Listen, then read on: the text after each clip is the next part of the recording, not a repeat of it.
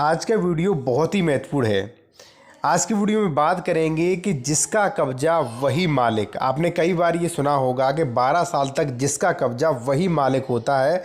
तो आज इसी नियम के, ये क्या नियम है, इसी नियम के बारे में जानेंगे कि 12 साल बाद कब कोई व्यक्ति उस संपत्ति का मालिक हो जाता है, किन कंडीशंस में हो जाता है, ये आपको ज़रूर जानना है।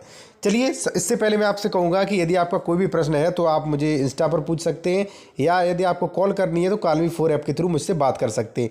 इन सब की लिंक वीडियो की डिस्क्रिप्शन में हमने दे रखी है, आप वहाँ से लिंक लेके आप मुझसे बात कर सकते हैं। चलिए आते हैं अपने टॉपिक पर। सबसे पहले मैं आपको बता दूं कि आपने कई बार सुना होगा कि यदि कोई भी व्यक्ति 12 साल तक किसी भी संपत्ति पर, किसी घर पर, किसी ज़मीन पर यदि रह रहा है तो वह संपत्ति उसकी हो जाती है और जो उस पर कब्जा किए हुए है वही उसका मालिक हो जाता है। तो ये बात बिल्कुल सही है कि 12 साल बाद वो व्यक्ति जो है उस संपत्ति का मालिक हो जाता है, लेकिन कुछ कंडीशंस होती हैं।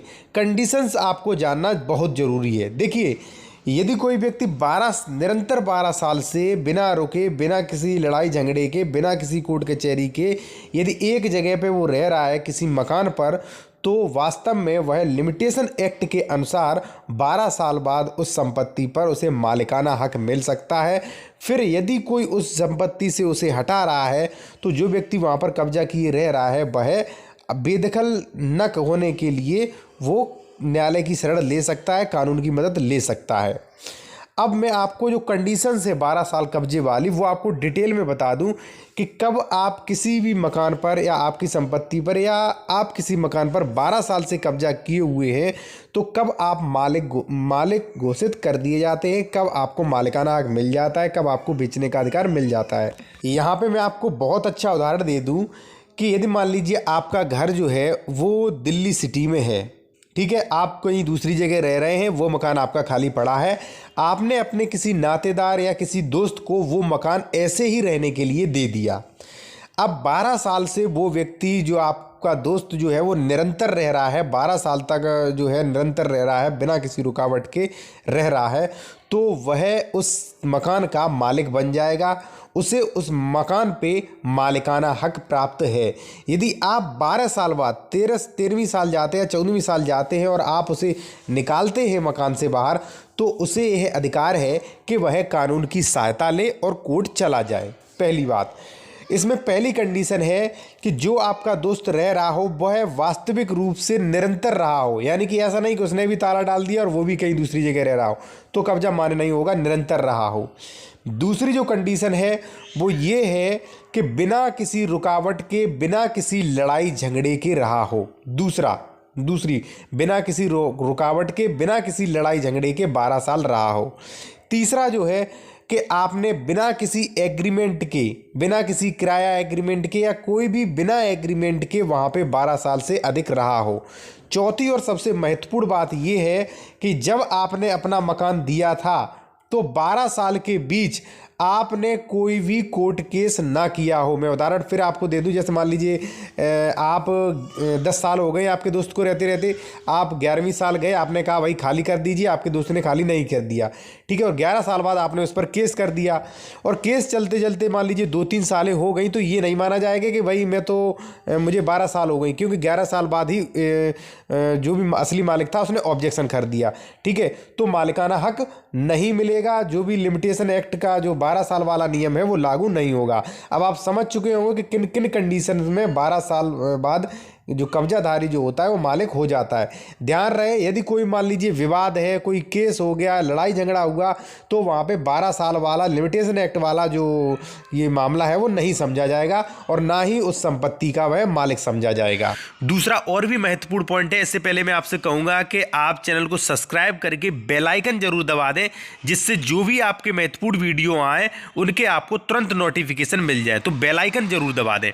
दूसरा पॉइंट है वो है कि कृषि की जमीन पर कितने वर्षों में कब्जाधारी को मालिकाना हक मिल जाता है, कितनी वर्ष बाद कृषि की या खेती की ज़मीन है उस पर कितने वर्ष तक कब्जा किए रहें जिससे मालिकाना हक मिल जाए। देखिए, तो कृषि के भूमि पर कोई भी लिमिटेशन एक्ट मान्य नहीं होती है। ये देखिए, लिमिटेशन एक्ट में नहीं लिखा है कि कृषि की भूमि इसमें नहीं आती, ठीक है, लेकिन मैं आपको उदाहरण के तौर पे बता दूं कि आपने कई बार देखा होगा कि कृषि की भूमि जो होती है उन पर कई दिनों से लोग कब्जा किए रहते हैं, लेकिन उत्तर प्रदेश राजस्व संहिता में धारा 24 बनाई गई है। स्पेशल धारा 24 का कार्य क्या है? यदि कोई भी व्यक्ति आपकी ज़मीन पर कब्जा किए हुए है तो आपको धारा 24 में तहसीलदार न्यायालय में केस करना पड़ेगा। लेखपाल कानून को तहसीलदार आपकी ज़मीन नाप तोल के कब्जा छुटा के आपको देंगी। ठीक है, देखिए कई बार क्या होता है, जैसे मान लीजिए आपकी 15 बीघा ज़मीन है, 10 बीघा आप मौके पर कब्जा किए हुए हैं, 5 बीघा अन्य कोई लोग किए हुए हैं। तो ऐसे में जो अन्य लोग हैं वो ये नहीं कह सकते कि हम 12 साल से इस पे कृषि की ज़मीन कब्जा किए हुए हैं, ऐसा नहीं कह सकते, क्योंकि धारा 24 का जब वो केस करेगा तो सभी को, जिन जिन के खेत में उसकी ज़मीन निकल रही होगी, सभी को ज़मीन देनी पड़ेगी। ठीक है, तो कृषि के मामले में ये जो लिमिटेशन एक्ट वाला जो रूल है 12 साल कब्जा वाला, ये आप नाम मात्र के लिए मान के चलिए कि ये वहाँ पर लागू नहीं होता है।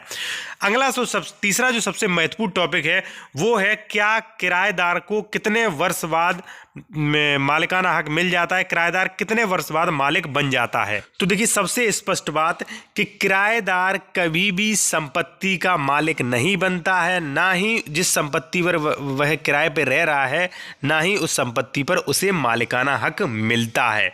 क्योंकि जो 12 साल वाला था वहाँ पे मैंने बताया था कि किराए पे न रह रहा हो, कोई एग्रीमेंट। अब आप मान लीजिए कोई किराएदार रह रहा है तो वहाँ पे आपने एग्रीमेंट करा लिया होगा। यदि एग्रीमेंट नहीं भी कराया है तो वो किराएदार की हैसियत से रह रहा है।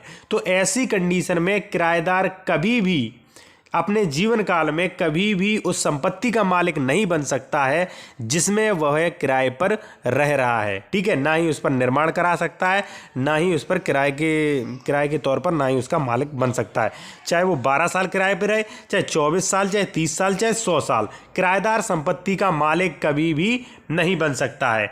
एक दोस्तों और बहुत महत्वपूर्ण जो बिंदु है वो है, क्या सरकारी ज़मीन पर कब्जा के आधार पर मालिक बना जा सकता है? तो जी हाँ, बना जा सकता है। यदि कोई सरकारी ज़मीन है और उस पर 30 वर्ष से अधिक कोई भी व्यक्ति कब्जा किए हुए है तो लिमिटेशन एक्ट के अनुसार 30 वर्ष से अधिक सरकारी ज़मीन पर यदि कोई कब्जा किए हुए है तो उसे उस सरकारी ज़मीन पर मालिकाना हक प्राप्त हो जाता है।